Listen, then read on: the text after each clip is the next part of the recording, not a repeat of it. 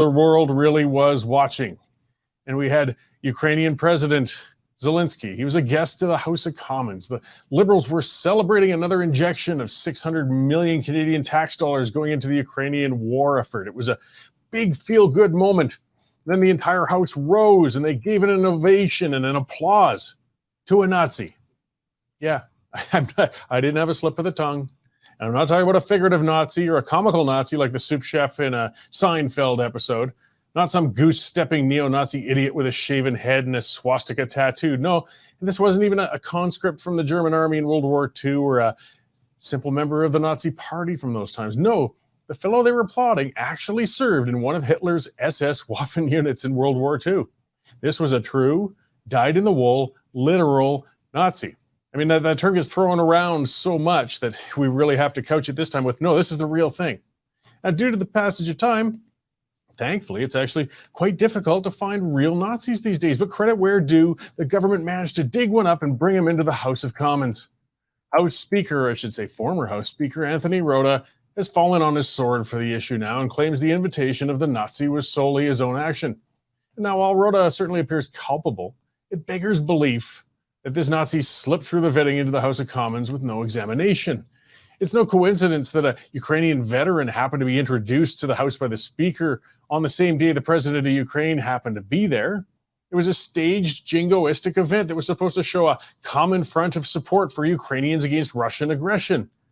The problem was with which war Yaroslav Hunka fought against the Russians in. I'm going to speculate on what probably happened. I could be wrong. This is what I figure happened. I imagine an order went out to Liberal members just to ask him, try and seek out a Ukrainian veteran, who stood up to the Russians to celebrate in the House while we have Zelensky here. Some staffer went scurrying about and managed to find Yaroslav Hunka. It was probably a young staffer. If you go to Ottawa, you see them all the time. They're usually rushing around in ill-fitting suits.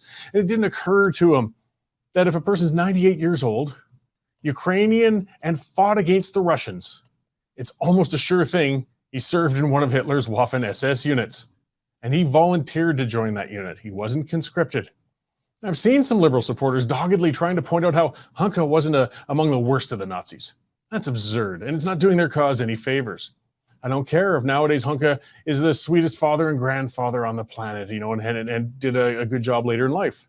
I don't care if he was the friendliest Nazi in his unit, that he never forgot anybody's birthday or won the Mr. Nazi Congeniality Award every time there was an SS convention.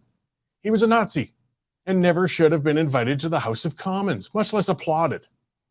Some actions and life choices lead to a permanent stigma being applied. Joining one of Hitler's SAS units during World War II is one of those life choices. The leader of a nation in the middle of a war was a guest in the House of Commons, and he unwittingly found himself joining the rest of the room and applauding a Nazi. The damage done went beyond just humiliating Canada and a guest on the world stage. Vladimir Putin was surely laughing for hours as Canada managed to create a public relations coup for him. While Justin Trudeau wasn't directly involved in this latest national embarrassment, it still happened on his watch. The Prime Minister's office surely was behind the planning for this grand event, and if their office didn't vet attendees, it must be asked why they didn't.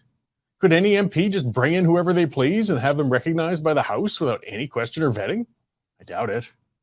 This is just one debacle piling onto a year of embarrassments from the Trudeau government. Every policy they touch becomes a mess, and every event becomes a controversy. We're seeing a government in its dying stages. They're tired out and in disarray. They're directionless and basically leaderless. Rather than trying to address the issues, of course, Trudeau went into hiding, or he's trying to distract from things. The Liberals tried and failed even to get unanimous consent to have the whole incident stricken from the public record. Yeah, they actually wanted to get that thrown out just so we pretend it never happened. Thankfully, a Conservative member said, no, that's going to stay in there, as embarrassing as it is. The Canadian government under Justin Trudeau is dysfunctional and unsustainable. Trudeau's days as Prime Minister are clearly numbered. Even if Trudeau never gets it, his caucus had better bloody well figure it out and fast. The scandals are piling up faster, and the embarrassments are hitting new heights with every month that they allow him to keep sitting as the Liberal leader. If Trudeau isn't removed by the next election, the Liberal Party is going to be utterly decimated. And while that sounds appealing, I don't like to imagine the damage that dingbat could cause if he had 2 more years in power. Wake up, guys. Think about that. I mean, just back off and think for a moment. We had a standing ovation and an applause for a true, literal, living Nazi in our House of Commons. You can't make this sort of thing up. This government's just a mess.